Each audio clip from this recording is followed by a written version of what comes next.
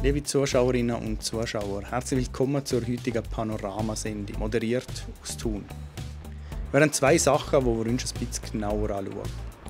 Das ist zum einen Colanis Welt, oder wo Biodesign unvergesslich bleibt. Zum anderen haben wir in Bern eine Wandertipp-Umfrage gemacht. Die ergonomisch an die Hand angepasste Walserflasche hat Luigi Colani in der Schweiz bekannt gemacht. Geschaffen hat er sie während seinem Aufenthalt in der Schweiz, oder genauer gesagt in Bern. Aarwangen hat ein Wegbegleiter von Colani ein privates Museum, wo etliche Werke von ihm ausgestellt sind. Mein Kollege der Patrick Schmed hat sich das ein bisschen genauer angeschaut. Wir sind hier in Aarwangen. Luigi würde sagen, es ist erschütternd, aber das einzige Colani-Museum auf der Welt. Ich habe das hier ein kleines privates Colani-Museum erschaffen. Zu Ehren von Luigi.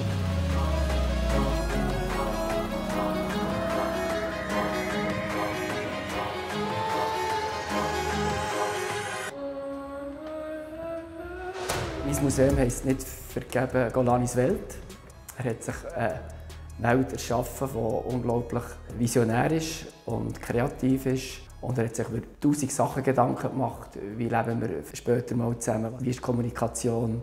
Und das, was ich da vorne in den Finger hatte, drin geblättert habe, das ist das ILEM, das Manifest, wo er sich Gedanken vom Zusammenleben auf der Welt hat gemacht hat. Das ist das Biodesign. Ja. Er hat gesagt, jede Designfrage hat die Natur schon lange beantwortet. Und dort hat er abgeschaut und er hat unglaubliche Sachen so erschaffen. Er hat emotionelles Design gemacht.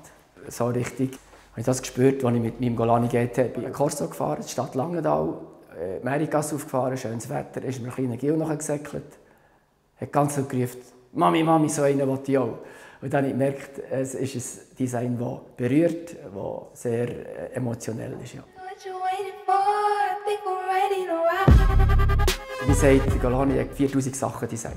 Vom Flugzeug zum Zug, Lastwagen, Auto, Kinderscheisshäfi, Besteck, Porzellan, Badzimmer, Türfallen, Flaschen. Wirklich, er hat sich über alles Gedanken gemacht. Faserflaschen hat man in der Schweiz sehr populär gemacht. Also, er war in der Schweiz von 1985 bis 1991. Und in dieser Zeit hat er die Walserflaschen kreiert für die Firma Walser. Und die kennen wir. Ich durfte mit ihm zusammenarbeiten, intensiv in dieser Zeit, von 1985 bis 1991. Und später, immer wenn er Ausstellungen hatte, bin ich ihm helfen, die Sachen, die Objekte fertig machen, lackieren. Bis auf Seoul bin ich ihm gefolgt. In Seoul hatten wir eine Ausstellung. Und es ist bis zum Schluss eine ganz enge Freundschaft geworden.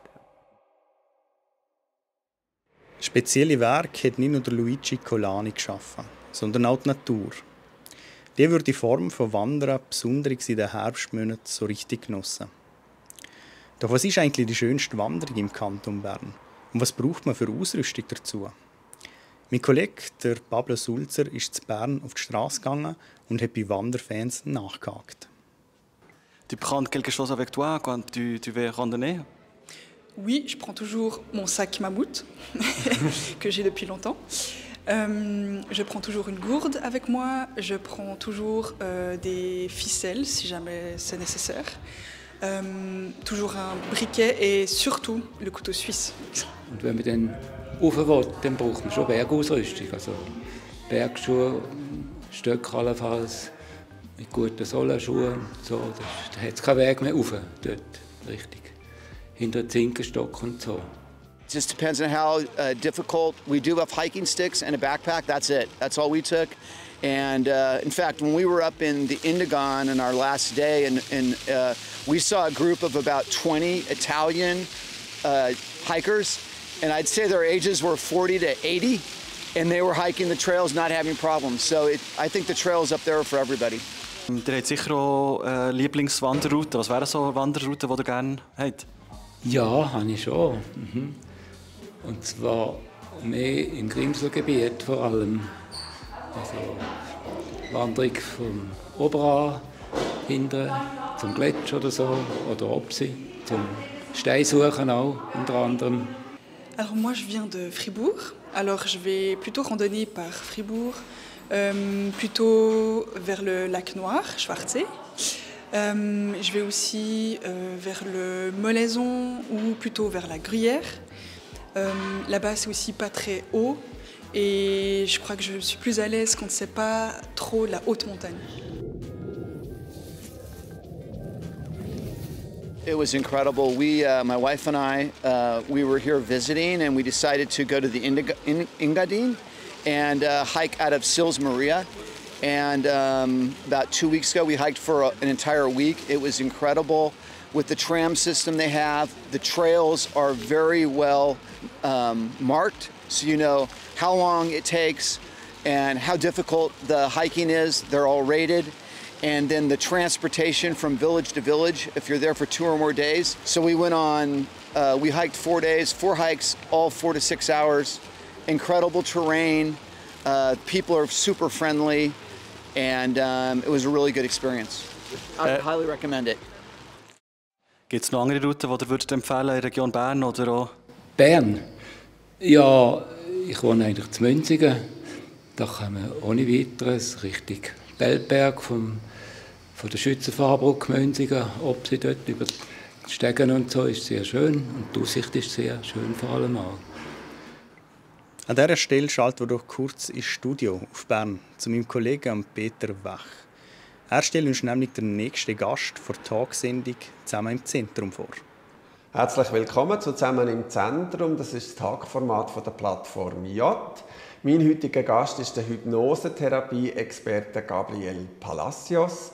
Am kommenden Wochenende ist im Kursaal zum 5. Mal sein Angstfrei-Kongress. Damit sind wir auch schon wieder am Schluss der heutigen Sendung. Mehr Infos zu den einzelnen Themen und Artikeln gibt es wie immer auf plattformj.ch oder auch in unserer App. Ob das Wetter in den nächsten Tagen einladet, um vielleicht noch eine kleine Wanderung zu machen, das verraten jetzt die Kollegen vom Media News. Ich sage vielen Dank fürs Zuschauen und bis zum nächsten Mal. Ciao miteinander. Das Wetter wird euch präsentiert von Made in Bern.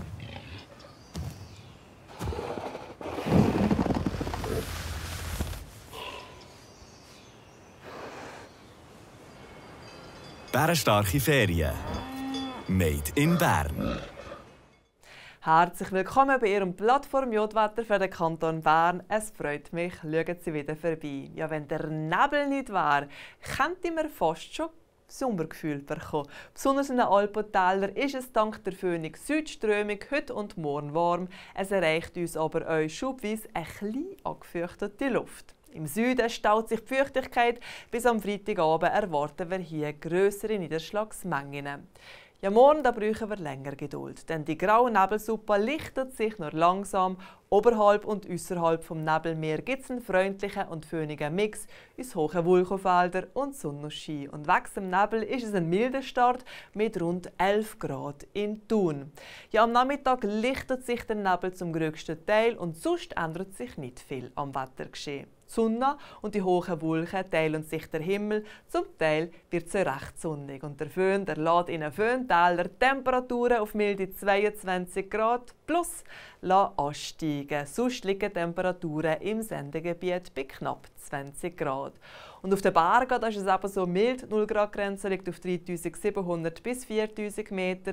Dazu bläst ein mäßiger bis starker Südwind. Ja, nach einem teils nassen Start in den Freitag wird es auf den Nachmittag tendenziell freundlicher. In den Alpen ist es nur noch leicht föhnig und der Samstag zeigt sich wechselnd bis stark bewölkt. Ganz vereinzelt können ein paar scheuche Tröpfchen mit unterwegs sein. Am Sonntag und am Montag hüllt sich das Flachland in Nebel oder tiefem Hochnebel und sonst wird es oft recht sonnig mit hohen Wolkenfeldern und in der Nacht auf der Dienstag erreicht uns dann eine Kaltfront.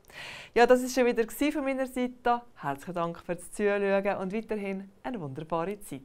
Ade miteinander.